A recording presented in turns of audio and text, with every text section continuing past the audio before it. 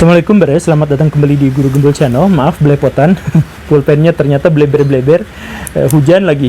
Sekarang kita akan bahas tentang duluan mana ayam atau telur. Pertanyaan ini sangat simpel, tapi saya akan gunakan untuk menjawab pertanyaan di kolom komentar kemarin, yaitu Pak, kan untuk tidak terjebak pada hoaks itu harus membiasakan diri dengan metodologi ilmu atau metodologi berpikir, kan begitu.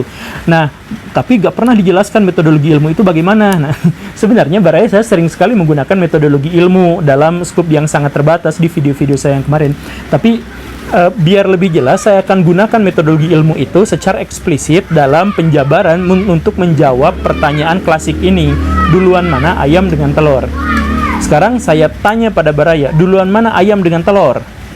Jawaban saya langsung fix karena lebih mudah jawabannya, yaitu adalah ayam. Kenapa duluan ayam? Karena pertanyaannya duluan mana ayam dengan telur. Berbeda halnya dengan pertanyaan duluan mana telur dengan ayam, maka jawabannya adalah telur. Kan begitu. Jadi sebenarnya struktur kalimat itu sudah menunjukkan mana jawaban yang benar dan mana jawaban yang salah. Kan gitu. Tapi kalau mau sedikit lebih rumit, saya akan kasih penjelasan yang lebih rumit lagi. Misalnya begini Baraya, kita menggunakan logika bahasa. Dalam logika itu harus didefinisikan dulu segala sesuatu yang jadi kontroversi.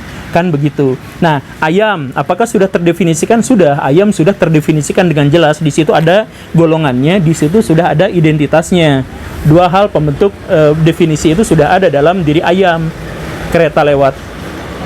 Nah, telur, apakah telur sudah terdefinisikan? Belum, karena telur itu belum jelas. Apakah itu telur sapi, telur burung, telur bebek, telur baraya, telur dinosaurus, dan sebagainya. Maka dari sini kita harus simpulkan dulu telur apa yang dimaksud ini. Karena telur yang dimaksud itu dikaitkan dengan ayam, maka kita ambil kesimpulan bahwa telur yang dimaksud itu adalah telur ayam. Betul ya?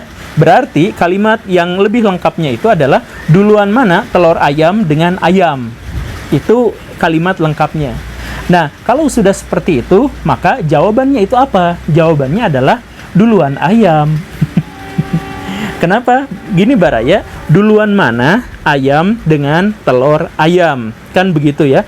Telur ayam itu apa? Telur milik ayam. Panjangnya, karena sudah menjadi telur milik ayam, maka si ayam itu menjadi subjeknya dan si telur itu menjadi objeknya. Dengan demikian, maka si ayam itu mendahului telur. Kan begitu rumusan kalau mau menggunakan logika bahasa. Nah, tetapi tentu saja dalam metodologi ilmu, logika itu tidak cukup karena logika setiap orang itu berbeda-beda. Kemarin ada yang berdiskusi dengan saya, bumi datar itu lebih logis, lebih logika.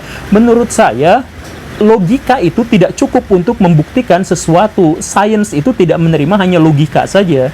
Logika itu setiap orang berbeda-beda. Karena itu, maka kita harus menaikkan levelnya dari silogisme, dari logika ke empirisme, ke penelitian ilmiah, pembuktian langsung. Begitu. Nah, jadi pembuktiannya apa? Di laboratorium sudah kita ketahui, para saintis sudah menjelaskan bahwa telur ayam itu bisa menjadi telur ayam karena cangkangnya hanya dihasilkan oleh ovarium dengan protein OVO17 yang hanya dimiliki oleh ayam betina atau mungkin sebagian kecil dimiliki juga oleh ayam jantan. Sehingga dengan demikian menurut biologi, eksperimen, empirisme itu menjelaskan bahwa ayam itu lebih dulu daripada telur karena telur hanya bisa diciptakan dari protein-protein yang ada secara eksklusif pada diri ayam betina. Begitu. Nah, tapi kemudian kalau ayam itu menghasilkan telur, nah ayam pertamanya dilahirkan dari siapa? Kan pertanyaannya seperti itu. Jawabannya adalah kalau Baraya tidak suka dengan teori evolusi, saya akan sebut dengan ini rekayasa genetik Tuhan kepada makhluk hidup. Biar religius ya. Jadi sebenarnya ayam itu dulu kalanya bukan ayam seperti yang kita kenal sekarang, tetapi ayam itu bermutasi. Jadi dalam satu generasi karena ada tantangan alam tertentu, dia beradaptasi kemudian mengubah dirinya sedikit demi sedikit. Ya, proses adaptasi ya. Kemudian generasi berikutnya sedikit demi sedikit, generasi sebelumnya dan lain sebagainya, sehingga lahirlah kemudian ayam pertama. Ayam pertama yang sudah memiliki kode genetik sepenuhnya ayam itu kemudian bertelur, dan telurnya itu adalah kode genetik ayam sepenuhnya 100%. Jadi lagi-lagi dalam hal ini adalah ayam. Benar? Nah, belum tentu.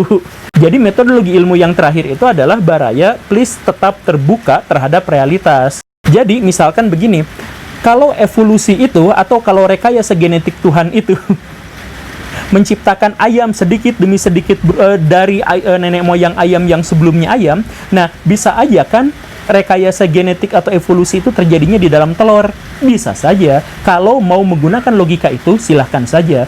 Tapi kalau menggunakan logika yang sebelumnya, itu juga sah-sah saja.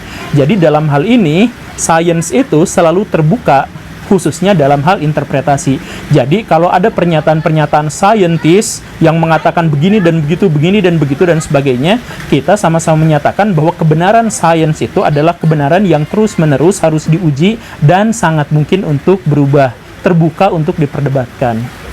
Oke, gitu ya. Semoga bermanfaat. Videonya semoga pendek. Saya Guru Gembul. Assalamualaikum warahmatullahi wabarakatuh.